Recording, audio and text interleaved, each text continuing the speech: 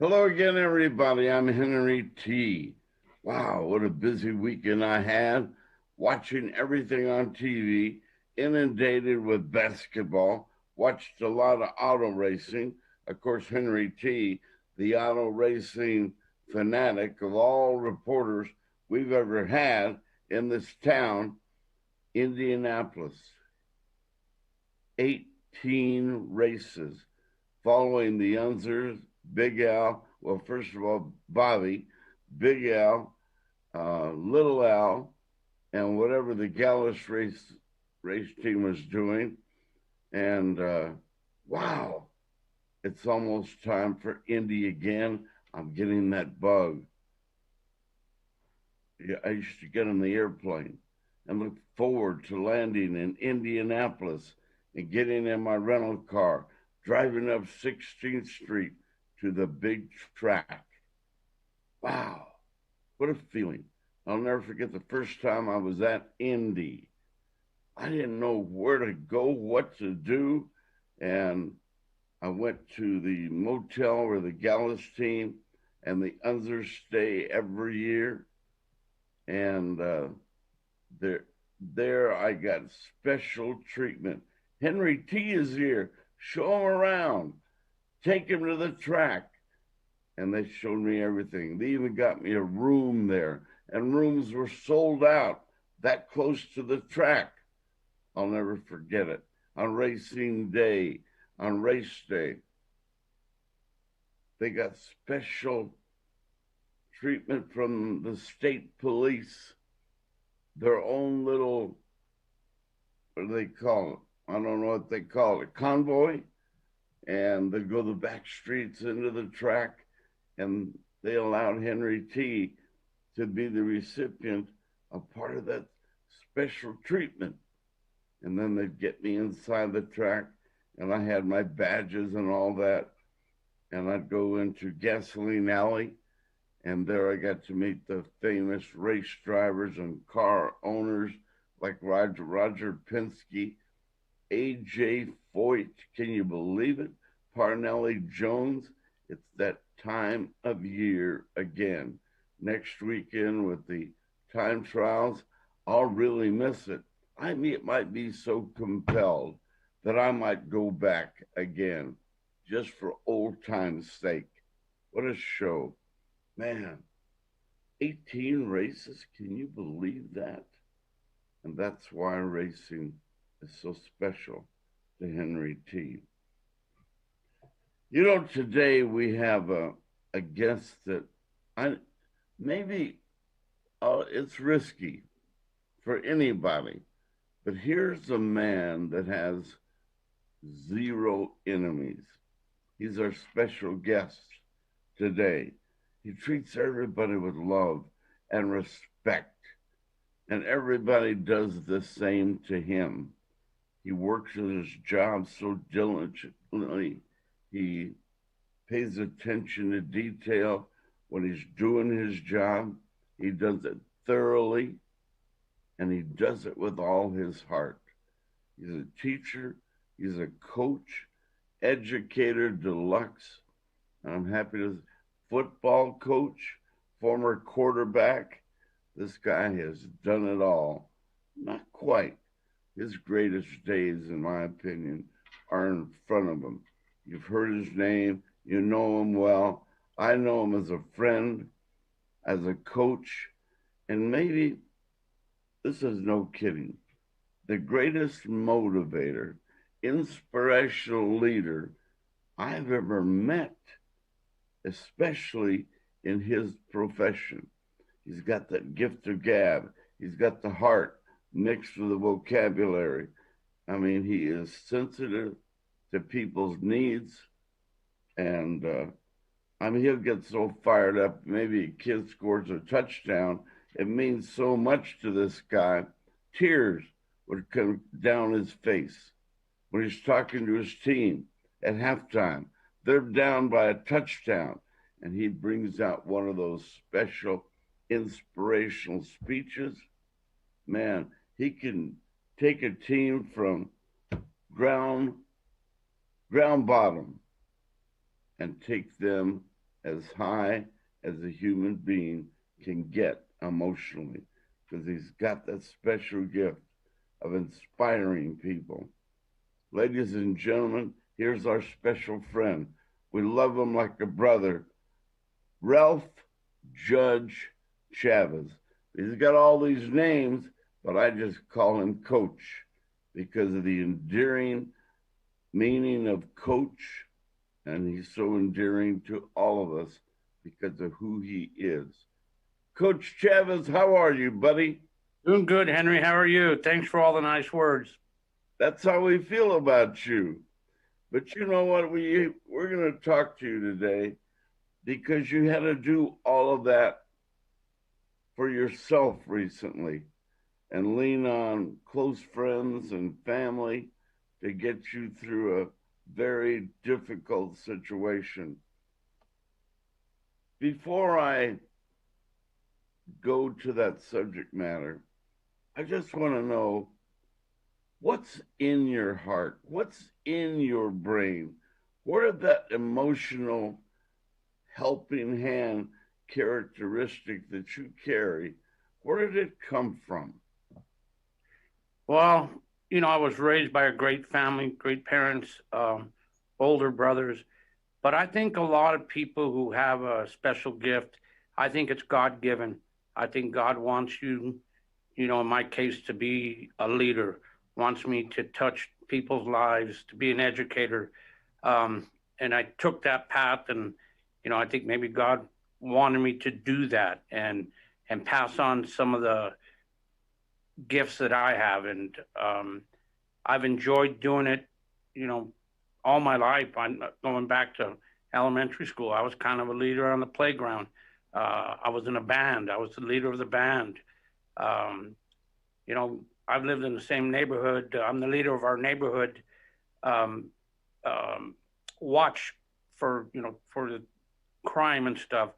I'm an usher at my church. I mean, I've always just taken a role of being a leader, and not for any personal gain, just because I've always wanted to help people. I was, like I said, born in a great family that taught me how to do things right, and again from there, I've tried to pass that on, and just try to be a leader of people, and I try to do things right, and hopefully people can see that and follow my leadership. And when I got into education, obviously you're a role model to teach to kids, um, and then in coaching, definitely a role model. And as I've gotten older, I'm on the board of directors for the New Mexico High School Coach Association. I'm the president of the Albuquerque Metro Association. And again, there's no money involved in that. I'm not doing it for a title.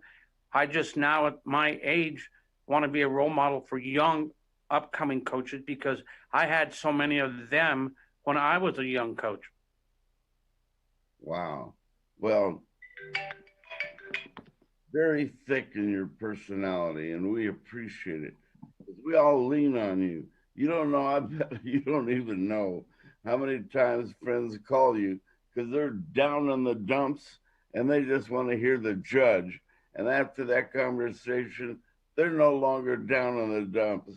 I stood out a locker room when your team was down 20 to nothing, 14 to nothing, and then I watch you at halftime, and then you win the game by shutting out the other team in the second half, and you win 31-14, or you win 40 to 21. You turn it inside out.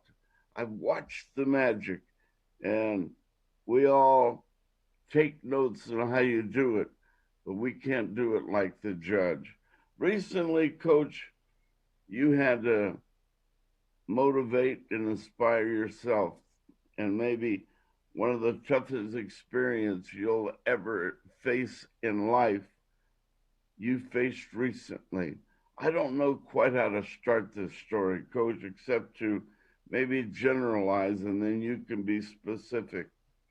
Somebody very close to you, your significant other, got sick, she got ill, and She went to heaven. She, you didn't plan on it. She didn't plan on it. It happened. And it happened in the last year. I'll leave it there and you can take it from there. It's a sensitive subject, but I know that we, the audience, are going to get a great deal out of hearing your story regarding this very hurtful experience. You're on stage, Coach. Go ahead. Well, Henry, when this whole pandemic started, I remember telling our kids, you guys need to make sure you're not going to parties, you're not going to big gatherings. And, I would tell them, even for holidays, I can't tell you how to run your family life. I can't tell your parents how to, but really be careful going to, everybody for Easter or Christmas or whatever birthday parties. They gather at their homes, but this pandemic was something very serious. I know when it first happened, a lot of people thought it was a joke. A lot of people still do think, and a lot of people don't take it serious. Um, my loved one and I took it very serious, and we didn't go anywhere. We went to work. Um, I live around the corner from my mother, who's 96 years old. We go feed her at night, but we stayed home. We didn't go to restaurants. We didn't go anywhere. And, she ended up testing positive, and I ended up testing positive. And thank God that all I had was a cough. I had nothing else. And she didn't really have any symptoms. And then the Lord wanted her and took her. So I guess the message I want to send to people is this thing is real and it's not gone away yet. I've been fortunate to get my shots, to get vaccinated. People are still dying. Over 500,000 people in this country have died. Someone told me yesterday, I think it's been 3 million people have died across the world.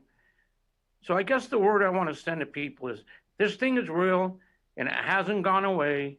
Still wear your mask, take your precautions, and hopefully there'll be a day when this thing is gone.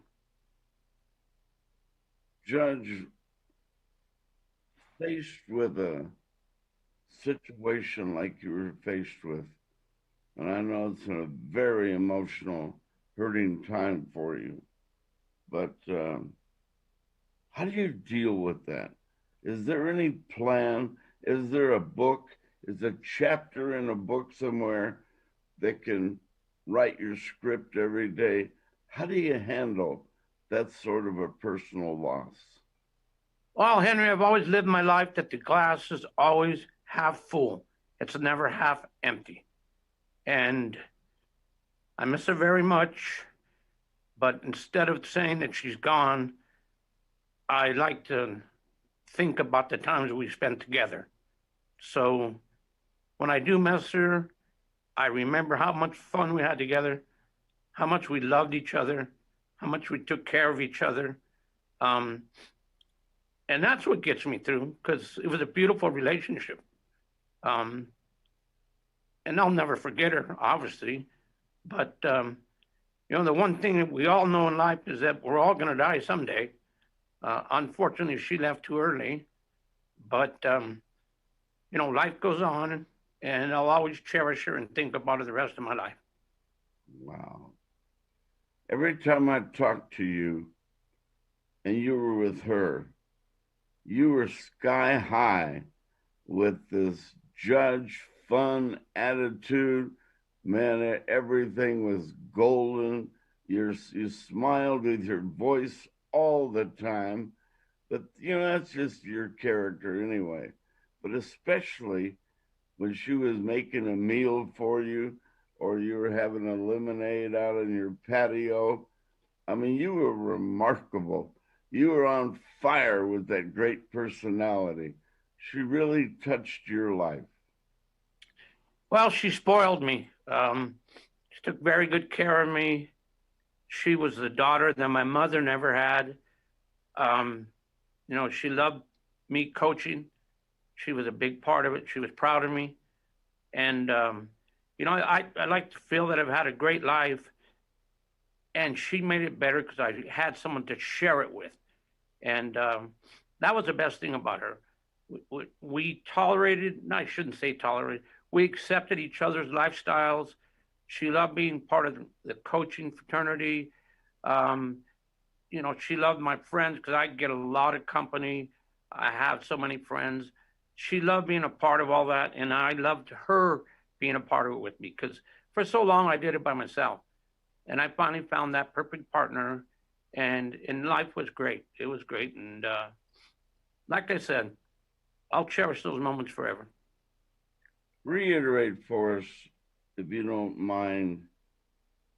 You really talked to where you hit us hard to be more conscientious, self conscious about our hygiene and what we do, a mask and separate ourselves at least 6 to 9 feet away. I mean, you really took it serious before this happened, but you really hit it accurately when you said that we don't, as a society, even to this day, after hearing, like you said, 3 million people across the world, it took their life. Albuquerque's figures are down, or the state's figures are down. The governor's been very, very tough on all of us regarding what we could enjoy and what we could not, the athletic events, education, whatever. But reiterate to us about getting serious again. We watch two different networks on the news at night, or three or four, and we're getting different messages in these different places. Give us the accurate message, the one that counts today, about how serious we should take this. Well, I hope nobody has to experience what I did and other people who lost loved ones. But um, I think anybody who has had any association with someone who has passed from this COVID, I think they understand how serious it is. And I really don't like talking about her and her situation because, it's a personal thing. But the reason I do talk about it is because I want people to know how serious it is. It is not a joke. People are dying every day, and they're still dying. And I know the numbers are down, but if one person dies, that's one too many. So until the day people quit dying from this, I will always speak publicly to anybody about how serious a disease this is, or a virus that this is. And we got kids back to school 2 weeks ago, and I constantly talk about it. I don't talk about her because I don't want people think I'm using her and myself as a martyr for someone to feel sorry for me. But I want them to know people are dying, and if we don't continue to try and do things right, more and more people are going to die. And our kids have been real good about wearing their masks, and we can only do so much social distancing in a school. I mean, kids are going to walk through the hallways. Kids, they're kids. They want to be with each other, but in the classroom we have them separated. Um, our administration has done a great job. In the cafeteria, they get their lunch and they take it out, so they're not sitting there together. But I think our society's done a great job of making a plan. Going into the grocery store, you have to wear a mask. You've got to stand so far apart. Going to the bank, I think everybody's done a great job of trying to promote safety. And I mean, that's all I would say to people is, use some common sense, be smart, wear your mask. I go to church every Sunday, and they've got it blocked off every other aisle. So everybody's doing a great job of trying to prevent this. But I just think people need to do the best job they possibly can about wearing their masks, social distancing. Um, I still don't really go out to restaurants or places at all. Occasionally I do. I go get pickup or whatever, but this thing's a very serious thing, and it hit me hard. It's hit a lot of people hard, and I hope it doesn't hit more people. And again, all I want to say about it is real. It is real, and it's not gone away. Even when the numbers are going down, what I worry about with everything opening up, more restaurants and liquor establishments and churches and different places that people go to, I worry about it spiking again. So, you know, I pray to God that it doesn't. Um, I think our governor's done a great job in our state. I know a lot of people have been unhappy with her businesses, and I understand that side. Probably a lot of businesses have closed down because the governor shut everything down. But I think she's done a great job. She's probably saved thousands of lives, and I hope that we continue to follow rules and be safe, and hopefully we'll bring those numbers down to zero someday. You know, a group of my friends were talking the other day, and if the governor needs a spokesperson to travel the state, she should call on you with your inspirational leadership, with this horrible experience that you've gone through. It's behind you now. You could really be a leader for the state of New Mexico. I hope she seeks you out to give you a government car to travel here, to travel there, your mask and all, and really spread the word, because you've seen the different approaches to the information. This network's talking one way, another network's talking another. They're down on these doctors that are predicting what to do, what's the most accurate procedure. But the governor stays constant. She hasn't wavered. She stood strong, and popularity polls and all of that. Maybe she made a few people mad, but I compliment our governor for being strong and thinking about how many lives she's saving. Many of my friends who watched her program said, wow, I better take this lady seriously, as they took you today as you got on this program. You got their undivided attention, Coach, and so has our governor. So I'd rather lean with you and her rather than somebody else that's just squawking without having it right in their immediate life. I say thank you to the governor. I say thank you to Judge Chavez for getting on today and really giving us the truth. Thank you for that. Well, I think, thank you, Henry. I think the best thing about her, whether you like her or don't like her, you don't like her decisions or you do like them, she's been very consistent throughout. So I think the fact that she came down hard early, I appreciated that. And that was before me and my loved one even got sick. And she was very consistent about it. And I think that, like I said, she probably saved a lot of lives that we'll never know how many would have died if she had opened everything up. But the fact that she shut it down and has been very consistent about it, I truly believe she saved a lot of lives. And I applaud her for that. I think she's done a great job. And, other places, other states have not taken it as serious as we have, and they have more people dying. And again, I'm not wanting it to be a martyr, but when you deal with it, you have a whole different perspective on it. And the fact that I did, it upsets me when people don't take it serious. And I don't go out and preach to anybody at all.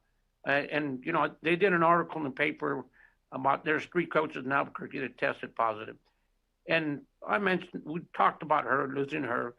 I don't want to be somewhere people are feeling sorry. But I want to use our story, hers and mine, as a message to people to realize this thing is serious and it's not going away. Everybody's thinking, okay, we're opening everything up. The schools are open, churches are open. You can go to restaurants, you can go to bars, but it's still there.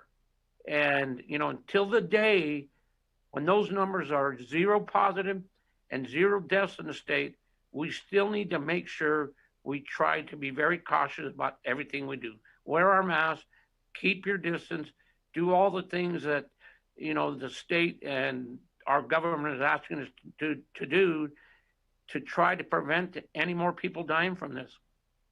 I don't want to give you another job, but what if the governor would say, Coach Chavez, I would love for you to travel the state and really send that message home. And those that are taking it lightly now, I want you to go take this message in your strongest way. Would you do that for the state? I don't know, Henry. I really don't want to make this thing about me. I don't want to get attention from it because that's not what I wanted. I wanted to come on your show because we've been very, very good friends for probably 40 years. And I wanted to do this for you. But I'm really not into trying to promote myself, to use her death to make me in the public eye. I'm not about that. But And I do want to send out that message that it is not a joke. yeah, I didn't intend to bring you on for your own self popularity growth. No, Not I know, I understand, Henry. I just, I'm very hesitant. Even with the newspaper, I thought, should I not do it? But then I thought, I'm going to do it. And again, for the same reason, to let people know it's not a joke. Um, People need to understand because I still hear people say, it's no big deal. It's like getting the flu. You're going to get it because so many people get it and have survived. And so a lot of people think, it's not that big a deal. But, you know, I lost one and there's other people who've lost people. So it's not, it is a big deal. And, when I get an opportunity like on your show and in the newspaper, what I want to talk about again is that please try to be responsible. Wear your mask, keep your social distance, think about other people. Some people say, I don't need to wear a mask. Well, you do need to wear a mask. Maybe you have it. And if you don't wear your mask, you're going to give it to other people. And a lot of these young kids say, well, it's no big deal, coach, because I'll get it and it's like the flu. But you've got grandparents, you've got parents. amen. Did we lose Judge? Well, if we could get him back on there real quick, I want to ask him about the student on campus, athletics, and there are a few more questions we need the judge to address. So Jimmy, our producer, is pursuing Coach Chavez right now, and we'll get him back on before we know it. But I was telling you about my 18 trips to Indianapolis a few minutes ago, and we'll try our darndest to get Judge back on so we can address what's going on campus, athletics, what's it like with the kids now being back to school, athletics, are we back to practice, are we playing again, so he can address those questions. But I was just saying that I'm going to get Al Linzer and Bobby on the air, and Rick Gallis and Jim Guthrie and all those people affiliated with the famous racetrack, the Indianapolis Motor Speedway, and recall their great moments. When you go back to Indy and they know you're from Albuquerque, Henry T became an immediate popular guy around there because Albuquerque is synonymous with Rick Gallis, Bobby Unser, Al Unser, Little Al, and Jim Guthrie. and all those mechanics. So we'll try here in a second to get the judge back. Jimmy. Okay, and Jimmy's going to get him back on. But it's that time of year. Starts getting warmer. You still the race this past weekend on the air on NBC, and and then I watched the NASCAR yesterday as well. I'm Albuquerque's racing reporter because I've seen it, and I know those people that jump in those cars. I met many race drivers, interviewed most of them, and the owners too. And I love my association, my friendship with Roger Penske. He respected the Unzers and Rick Gallas and Jim Guthrie. Wow. I mean, that was a friendship and a half. And I got to see the Unzers and Rick and Jim Guthrie work hard during the day, then they take care of their sponsors in the evening. I mean, the oil companies and the tire companies and whomever. And I was there. And then on time trial day, Henry T is there in the front row doing interviews, running all over that famous racetrack. And I doubt seriously if there's a reporter in our country that knows that track better than yours truly, or knows how to get around that track when things get busy. I knew the back roads. I was there for that special trip with Bobby and Big Al and Al Jr. and all of them as the police escorted us in the back roads and down alleys. And we got to the track because on race morning, impossible to go down the main road, 16th Street. No way. So we had state police had to take us back all around. And then suddenly we're at the track, and right there at Gasoline Alley, we depart the cars and then go to work. But with that, the first year I got there, I carried my camera. Oh, I mean, I didn't know until the second day, once I told Rick and the Unzers how I struggled getting to the track on day one.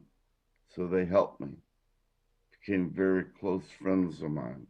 And I'll have Big Al on this week to talk about it. I'll go after Bobby and have him tell his story about his great experiences there.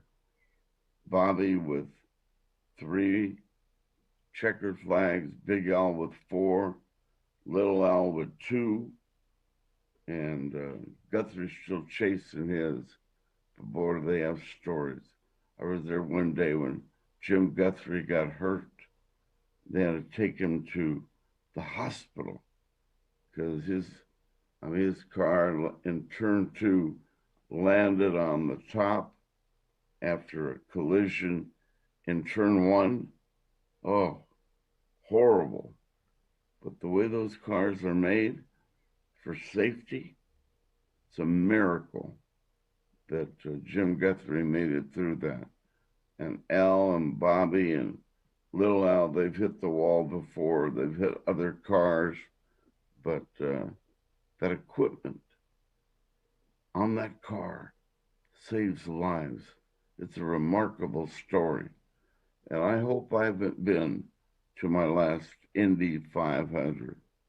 Wow, what a place. Hey, let's see who sponsors the Henry T. Show. Amestoy Drywall, Rax Lumber, Richie Tabbitt, what a good guy, former starting quarterback at Berlin High School, Pierre Amistoy, former baseball star at Valley High School. And there they are.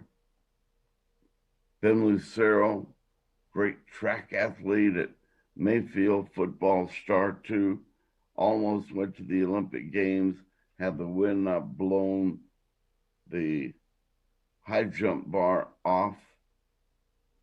And it was like he realized, hey, the bar's still on. I'm in the pit. I'm going to get out of the pit. And then just then a little breeze came along and knocked the bar off the standard there. And he was, and then all of a sudden he wasn't going to the Olympic Games. And what a story. Those are our sponsors, and they really care about this show, and they want Henry T to be able to convey messages every day. And because of them, I do. Marty Seiss Insurance. And in fact, we're going to get ready to throw a commercial to Marty Seiss because he's recently made a commercial, especially for something that's going on that's timely. And my producer, Jim, will let me know when that commercial is ready. And we'll pitch to that commercial with our good neighbor, State Farm agent, Marty Seiss. So, Henry, I'm back on. I don't know if you can hear me. There you go, Judge. All right, buddy. Sorry about that. My computer went down. Man, I'll tell you, if you're computer literate like Henry T, then you're a champ because you got it back on. I would never know how to get it back on. I try hard, but man, you've come a long way with the computer education, Judge. Well, I'll tell you what, at the beginning of the school year, I was about ready to resign because everything was done online. I said, I can't do this. And my fellow colleagues said, don't worry about it. We'll help you. Like everything else, I learned it. So I'm not real good with it, but I learned it well enough to do my job here at school. And I was able to get back on now. I apologize for that. You know, that's really what the direction I wanted to go right now. What education is like for our kids right now who are attending class? Do they do it on computer, or is it different now that they're on campus? Well, I don't know about, the regular classrooms, but for us in PE, it's been very obviously different for everybody. For the first 3/4 of the year, they were doing it from home. And, it was online physical education, which I've never taught that way. I'm sure kids have never had PE that way. And now that they're back, half of the period they are online still. And then the other half, we take them outside and walk the track. We're not allowed to use the locker rooms. They're not allowed to dress out. We're not allowed to use any equipment. So the only thing we can basically do is walk them on the track so they can get some exercise. The kids have been very good about following rules. I was really concerned when the kids came back that we'd have to be fighting with them about put your mask on, do this, do that. They've been very, very cooperative. But, I think the kids have lost out so much socially. We only were able to play three football games, which, it takes away from a regular 10-game season. There was no state championship. Basketball is getting to play more. The spring sports, I think, are going to be able to even do more than the winter sports. But it's had to have been tough on kids. Part of going to school is socializing. And I see the kids now, they don't really socialize as much. They're in the gym and the bleachers on their computers. And there's not a whole lot of socialization, which is sad because, they've lost a year basically of their life of being able to do things the way they're supposed to. Of course, we all have. We've all lost a year of our life how to do things what we were accustomed to doing.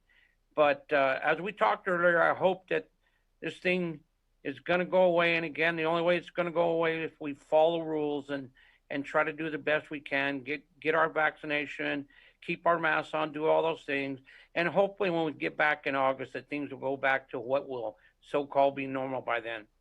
A sidelight to what you're saying, there were athletes that were really looking forward to their senior year, and they had written letters from prospective schools that they were going to attend on scholarship. How many percentage wise would you guess kids that knew they were going to get a scholarship, they no longer have that scholarship coming because Well, what's happened? I don't think, you may think you have one, but there are some kids. There's a kid from Los Angeles. I can't remember his name, but he had already committed to UCLA, so he opted out to play this year. There's a kid at Cleveland that's got a full ride to UNM, and he did play. But the ones that were suffering from this are kids who, I mean, a lot of kids don't have their great year till their senior year, and so many of those kids may have missed out on getting a scholarship. How many, I don't know, but it's very unfortunate. And then we had cases. A lot of our seniors chose not to come out this year. Probably one of our best ones said, "You know what, Coach? I want to be a." He's a 4.0 student. Says, "I want to be a dentist, and I got an internship with a dentist, and it's just not worth it for me to play 3 weeks to give that up." So I think there were a lot of situations like that where the seniors said they've moved on. A lot of them are getting ready for college, getting ready for. A lot of them went to work because they never knew if we were going to play or not, and it was very unfortunate for them because we started summer practice, we got 1 day in, and then they shut us down. Then they said we'd play in the fall, a shorter schedule. And that didn't happen. Then we were going to play in January. That didn't happen. Then we got to February. And, a lot of those kids just finally said, Coach, I'm done. I'm moving on. Our team was composed of half of them were freshmen. And we had a handful of sophomores and a handful of juniors. We didn't have a lot of kids out. But we only had 4 seniors, I believe, and a lot of those seniors moved on, and it's sad. I felt bad for the seniors last year in the spring because they missed out on their senior year of spring sports. They missed out on the prom. They missed out on graduation. All those things. The kids have had to go through a whole lot, and we're trying to make it up the best we can. There's talk about us having graduation at Community Stadium, and the kids can only have, I think, 2 people there. I've told our kids a long time ago, everything is subject to change. What I tell you today could change tomorrow. And I just think people have to learn to live that way right now. It's affected everybody. People have lost their jobs. We didn't come to school. People just had to adjust on a daily basis. And it's been very frustrating for me. I'm sure it's been very frustrating for everybody, but it's a life lesson, Henry. It's something that we have no control over, and we can't do anything about it other than try to make it better as far as taking care of ourselves. But it's the one thing I preach is you guys have got to learn there's going to be adversity in your life, and you're going to have to overcome it. And this is a big adversity that none of us ever thought we'd have to deal with, but we are in the real world, and we do have to deal with this. And I spend a lot of time trying to teach kids there are more important things than playing high school football. If the worst thing that happens to a kid is he didn't get to play his senior year of high school football, he's going to have a pretty good life. So that's the approach I've tried to teach my kids is that, I'm sorry you didn't get to play your senior year, but you still got your whole life ahead of you, and you need to make sure that you take care of business and have a good quality life, get an education, find a job. You're going to get married someday, have kids, raise a family. You still have all that to look forward to, even though you didn't get a chance to play your last year or didn't get a chance to go to the prom or your graduation was very small or whatever. I think that's the approach, and that's why I always talk about the glass is always half full. It's never half empty. So you approach life. What's the next chapter? Because that chapter was going to come anyway. You were going to finish your senior year. You were going to go to graduation. You were going to have a prom. You're going to play your last football game, and you were going to go on to that next chapter of your life anyway. So now that it's just gotten here a little sooner, a little bit different, and move on. Keep that glass half full all the time, and make sure that the next step is going to be a positive one. Overcome adversity. Make sure that you don't make the same mistakes you made yesterday, and continue on in life and try to have a better life than you did the day before. Wow. See what I mean, ladies and gentlemen? The special gift that Coach Chavez has. Man, he hit me hard with all of that. And it really stuck and it really hit home because he's home. Because I've known him all my life. And the story about his beautiful mom, 96 years of age. Wow. And what an inspirational lady, Coach. I know where you got most of your personality. Well, I'll tell you what, Henry. I'm 61 years old, and I still got some little lady telling me what to do all the time. You need to get home earlier. You need to be careful doing this. You need to do this. You need to do that. I said, Mom, I'm 61 years old. I don't care. As long as I'm alive, I'm going to tell you what to do. And I've been blessed and fortunate to have her, you know, as long as she's been around, 96 years. And I cherish every moment I get a chance to spend with her. Wow. And I remember so well when I would broadcast Highland Hornet games and Cibola games and any game that you were involved in, she would be on the front row. You made sure of it, that she was on that bus and going to get escorted to the best seat in the house. You really made her life happy, as did Jerry, your brother, and Larry. You involved Mom in everything you guys were all about. And that was her life, is attending to you as Mom, but in a football bus with all the players and whatever's going on. You've made her happy as well. I've seen it up close. Man, she's always so proud of you and Larry and Jerry. What a story that is. Well, she's very proud of all three of us. We've all been fortunate that our lives have been good, and that's a reflection of my mother and my father. And of course, with me, it's also a reflection of my brothers, everything that they taught me growing up, because they're 10 and 12 years older than me. And I always looked up to them, and they were great role models. But my mom was very proud of all of us. People say your mom must be very proud of you. I said she is, but she's proud of my oldest brother, who is a businessman. She's proud of Jerry, my middle brother, because he was an educator, an athletic director, activities director. We've all been very fortunate to have successful careers, and again, that's due to the way we were raised by both my mother and my father. And I lost my father at a pretty early age, and she kind of has been both mom and dad, making sure we do things right. And I'm telling you, she's still on my butt right now. So, she wanted to go to my games now, but it's just very difficult for her to get around. And, but she, calls me before the game. Good luck, son. Calls me after. How'd you do? So she's been my biggest fan my whole coaching career, playing career and coaching career. So very blessed to still have her. I love her very much. You tell her, for Henry T, what an honor it was for her to involuntarily call the number to my radio station. She didn't need your permission or Jerry or Larry.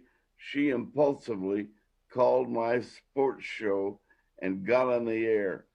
And I'll never forget how much I enjoyed her and the audience enjoyed her. Well, I'll tell you, I was driving to Highland one day early in the morning. You used to have your early show, and you said, "Well, we got a special guest on this morning, Ralph Judge Chavez's mother, Josephine." I go, "What, Mom? What are you doing on the radio?" And then she started talking. She said, "I don't know why he doesn't throw the ball more. He doesn't do this." I said, "Mom, I got enough critics in the stands." I said, "I don't need you to be telling me what to do." But she loved getting on your show. It was pretty amazing. It was amazing. Judge, as we wrap up our interview today, man, you're in a profession that builds people. And I see how they built you up as well. It's a double dose of character building. They for you and you for them. And all of the players that have been around you all these years.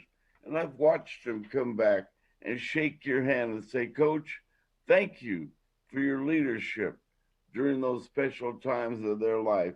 What does that mean to you? I'll tell you what it means, Henry. When I lost my loved one, they showed up like crazy. Coach, what can we do for you? What do you need? Bringing food, uh, checking on me, just being there for me. And these are guys I coached 20 years ago. Uh, that bond never goes away. And I always tell them, you guys call me Judge. You're grown men now. You got your own families, and you're a grown man. You got profession. Coach could never call you that. Could never call you Judge. So, um, I'll be coach forever. And my high school coach, I couldn't call him by his first name, and I'm 61 years old, and I couldn't. There's no way I could call him by his first name. What an endearing word, the word coach. What do you think? Uh, It's like doctor. Hey, coach. Hello, doctor. That's what it is to me. I can't call Coach Ottman Jim. No way. Jim is not in my heart. Coach Ottman is. well, when you take on a profession where you are a leader, there's a lot of responsibility that goes with that. And I take great pride in being a coach, and I take great pride in someone calling me coach. And because of that, I have to always remember that I have to be at a certain standard so that, you know, people are, look, I became a coach because of my coaches. I've had coaches, the kids that play for me who become coaches and coach with me. Now I'm coaching against. I've had 11 former assistants become head coaches, and I'm proud of that.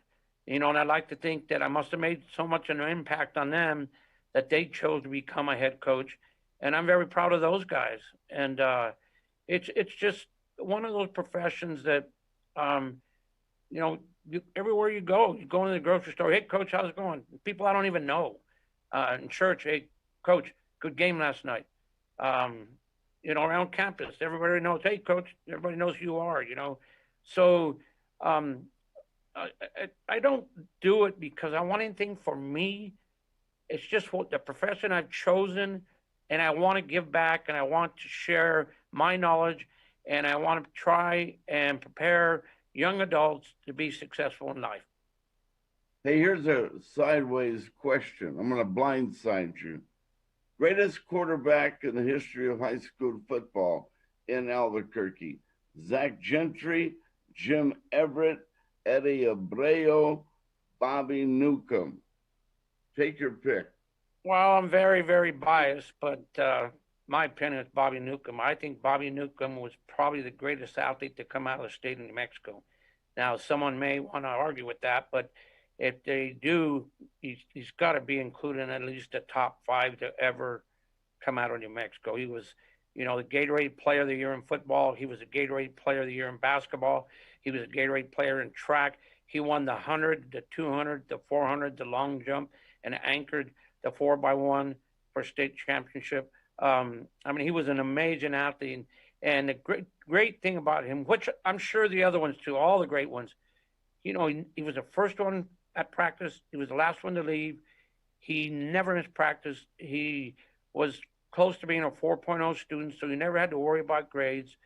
He wasn't out drinking and partying and doing things that a lot of players do. You try to teach them not to. Um, and I'm sure the other great ones were just like that. But being the fact that I had an opportunity to see him every day, most of my great players, you'd see them have a great play in a game and go, man, that was amazing. Bobby every day would do something in practice where you go, oh my God, there's another thing he did. he was so amazing. Every day it was like, I can't believe he did that. And then of course every game you knew he was going to do something. But again, being the fact that I was his coach, I think he was the greatest ever. Wow. And give me one word to describe Jim Everett that you could call. Well, he was playing high school ball when I was first getting started, and then of course he went on to play college and professional.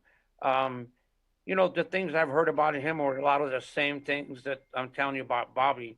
He was a very intelligent player, a great student, a hard worker, very competitive. And again, we can go down the list of all the ones you're going to ask me about. They all had those same traits, or else they would not have been where they got. They're all hard workers. They're all, God given talent. But I've seen a lot of God given talent that was wasted because they didn't want to work hard. They didn't want to make grades. They didn't want to do the things it took to be a great player. And if you get to the NFL, you got Zach Gentry in the NFL. You had Jim Everett in the NFL, Bobby Newcomb in the NFL. There's a reason why, and it's because of their work ethic. They did things right. And when these college coaches come in and ask about players, they ask about their playing ability, but they also ask about their character. What kind of kid is he? What does he do off the field? What's he like around campus? And those great recruiters, they talk to their teachers, they talk to the counselors, they talk to principals. They want to talk to anybody who comes in contact with those kids. And the great ones, every one of those people they talk to will say, he does this right, he does that right, they do everything right. And that's why they get to the level where they're at.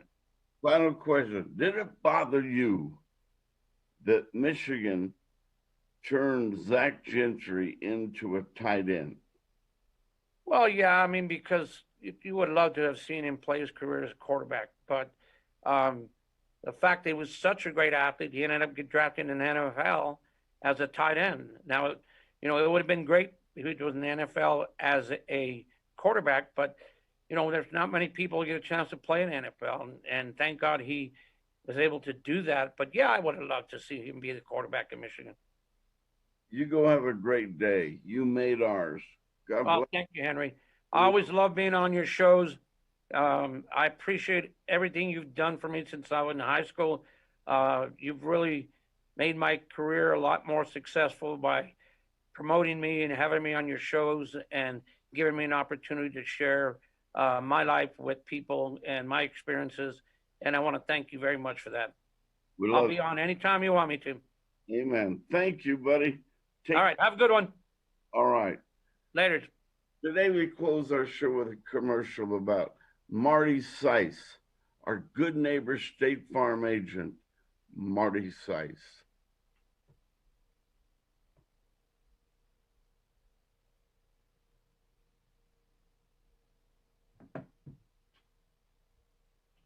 All right. Have a good one.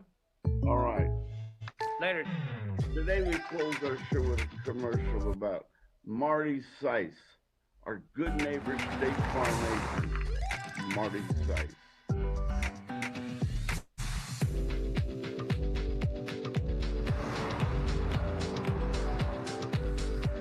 For your surprisingly great rates, contact your local State Farm agent today. All right. If you want the real deal, call State Farm agent Marty Seiss in Albuquerque today. Marty Seiss, Like a good neighbor, our good neighbor State Farm is there. agent. Wow, Marty Seiss, great guy, great leader, and also a friend of Judge Chavez. You go have a great day, be safe, and take Judge Chavez lesson today. Take that COVID seriously. And thank you to our governor for making sure that all New Mexicans take it seriously. Have a great day. And we'll see you on Wednesday. Thank you. And thank you, Jimmy, our producer, for doing what he does for all of us. Take care. See you Wednesday.